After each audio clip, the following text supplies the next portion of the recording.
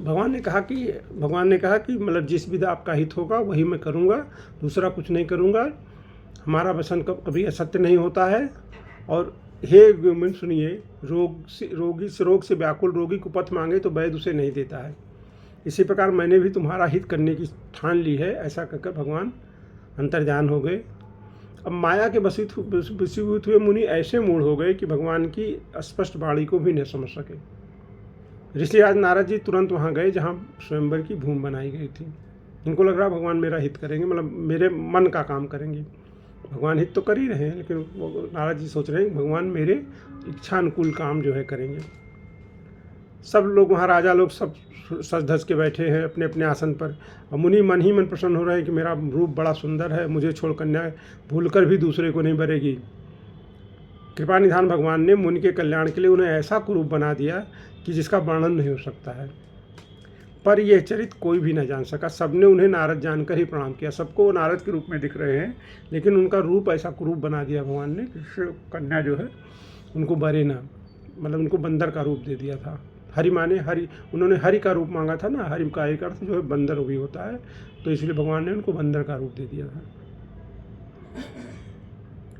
वहाँ सबको तो नारद के रूप में दिख रहे हैं, लेकिन लक्ष्मी जी को, मतलब जो कन्या है वो विश्वमोहिनी कन्या के रूप में जो लक्ष्मी है, ये उनको, और वो शिव जी के 2 गण वहाँ हैं, वो सब भेज जानते हैं। ब्राह्मण का वेश बनाकर सारी लीला देखते फिरते थे, वह भी बड़े मौजी थे।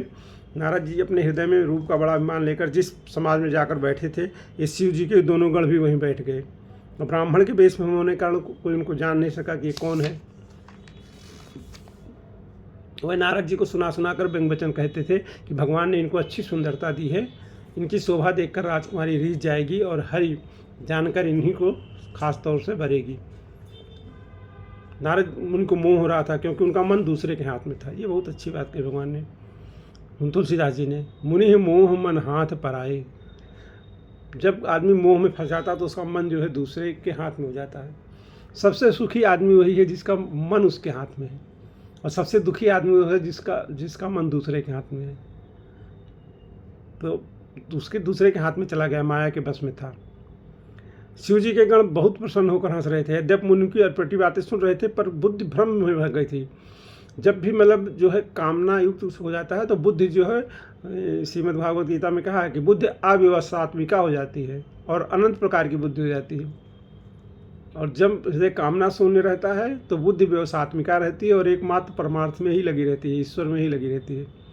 तो अब बुद्धि जो ब्रह्म संयोग कारण उनकी बातें समझ में नहीं आती थी। इस विशेष चरित्र को और किसी ने नहीं जाना, केवल राजकन्या ने वो रूप देखा नारद जी का। उनका बंदर सा मुंह और भयंकर शरीर देखते ही कन्या के हृदय में क्रोध उत्पन्न हो गया। तब राजकुमारी सखियों को साथ लेकर इस तरह चली मानो राजहंसिनी चल रही है। वह अपने कमल जैसे हाथ में जयमाला लिए सब राजाओं को देखती हुई घूमने लगी। जिस ओर नारद जी रूप के गर्भ से फूले बैठे तो उस ओर तो गई ही नहीं, ताका भी नहीं उसने। नारद मुनि बार बार उचकते और छटपटाते हैं। उनकी दशा देखकर शिव जी के गण मुस्कुराते हैं। कृपाल भगवान भी राजा का शरीर धारण करके वहाँ आ पहुँचे थे। भगवान भी राजा का शरीर धारण करके आ गए, क्योंकि लक्ष्मी जी जो है वो राजकुमारी के रूप में है। राजकुमारी ने हर्षित होकर उनके गले में जयमाला डाल दी। लक्ष्मी ने भगवान दुल्हन को ले गए। दुल्हन ले गए लक्ष्मी निवासा, नृप समाज सब भयो निराशा, सब निराश हो गए। भगवान जो है राजकुमारी को ब्याह के ले गए। मुनि अति विकल मोह मति नाठी, मन गिर गई छूट जनगाठी। मोह के कारण जो मुनि की बुद्धि नष्ट हो गई थी, इससे वो बहुत ही विकल हो गए थे, मानो गांठ से छूटकर मणि गिर गई हो। तब शिव जी के गणों ने मुस्कुराकर कहा कि जाकर दर्पण में अपना मुंह तो देखो। तब हरगन बोले मुस्काई, निज मुख मुकुर बिलोकों जाई। ऐसा कहकर वो दोनों भयभीत होकर भागे। मुनि ने जल जो झाँक कर अपना मुंह देखा तो अपना रूप देखकर उनका क्रोध बहुत बढ़ गया। उन्होंने शिव जी के उन गणों को कठोर श्राप दे दिया कि तुम दोनों कपटी और पापी राक्षस हो जाकर राक्षस हो जाओ, कपटी और पापी राक्षस हो जाओ। तुमने हमारी हंसी की, उसका फल देखो, चखो। अब फिर किसी मुनि की हंसी करोगे नहीं करना जो है। मुनि ने फिर जल में अपना देखा तो उन्हें अपना असली रूप प्राप्त हो गया। अब की बार देखा तो नारद के रूप में आ गए। तब भी उन्हें संतोष नहीं हुआ।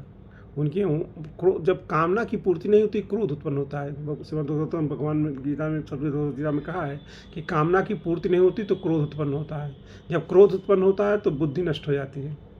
जब क्रोध उत्पन्न होता है तो बुद्धि नष्ट हो जाती है। तो कामना की पूर्ति नहीं तो क्रोध हो गया नारद जी को। सब माया के वशीभूत हैं, सब भगवान की माया के वशु सब हैं। उनके ओंठ फड़क रहे थे, मन में क्रोध भरा था, तुरंत ही भगवान कमलापति के पास चले और मन में सोचते हैं कि जाकर या तो साफ दूध दूंगा या तो प्राण दे दूंगा। उन्होंने जगत में मेरी हंसी कराई है। दैत्यों के शत्रु भगवान हरि उन्हें बीच रास्ते में मिल गए, साथ में लक्ष्मी जी और वही राजकुमारी थी। देवताओं के स्वामी भगवान ने मीठी वाणी में कहा, हे मुन व्याकुल की तरह कहाँ चले, बोले मधुर वचन सुरसाई, मनि कहाँ चले विकल की नाई। ये शब्द सुनते ही नारद जी को और क्रोध हो गया, बड़ा क्रोध हो गया। माया के वशीभूत होने उनका मन में चित नहीं रहा। मुनि ने कहा, अब क्या कह रहे हैं भगवान को, क्रोध कैसा होता है, मतलब क्रोध का क्या स्वरूप है। तुम दूसरों की संपदा देख नहीं सकते हो, तुम्हारे ईर्षा और कपट बहुत है। पर संपदा सकहु नहीं देखी, तुम्हारे ईर्षा कपट विषेखी। मथत सिंधु रुद्र मौरायो, सुरन प्रेर विस्पान करायो। समुद्र मत्ते समय तुमने शिव जी को बावला बना दिया और देवताओं को प्रेरित करके उन्हें विस्पान कराया। असुरों को मदिरा और शिव जी को विष देकर तुमने स्वयं लक्ष्मी और सुंदर मणि ले ली। तुम बड़े धोखेबाज और मतलबी हो, सदा कपट का व्यवहार करते हो। परम स्वतंत्र सिर पर कोई भावे मन ही करो तुम सोई। तुम परम स्वतंत्र हो, सिर पर तो कोई है नहीं, इससे तुमको जो मन में आता है वही करते हो। भले को बुरा और बुरे को भला कर देते हो, हृदय में हर्ष के साथ कुछ भी नहीं लाते। सबको ठग ठग करके परख गए हो, मतलब मनबड़ हो गए हो। ढाक ढाक परिचयों सब काहू, अति असंक मन सदा उछाहू। और मन में सदा उछा रहा था कि मैं तो जिसको चाहूँगा उसको ही मतलब जो है ठग लूँगा। इसी से मन में सदा उछा रहा था। शुभ अशुभ कर्म तुम्हें बाधा नहीं देते हैं भाई, कर्म शुभ अशुभ तुम्हें न बाधा नहीं देते हैं। अब तक तुमको किसी ने ठीक नहीं किया है।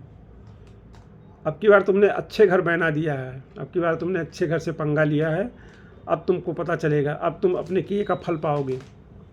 जिस शरीर को धारण करते हुए तुमने मुझे ठगा है, तुम भी वही शरीर धारण करके, यही मेरा साप है। तुमने हमारा रूप बंदर सा बना दिया ना, इससे बंदर ही तुम्हारी सहायता करेंगे। तुमने मेरा बड़ा अहित किया है।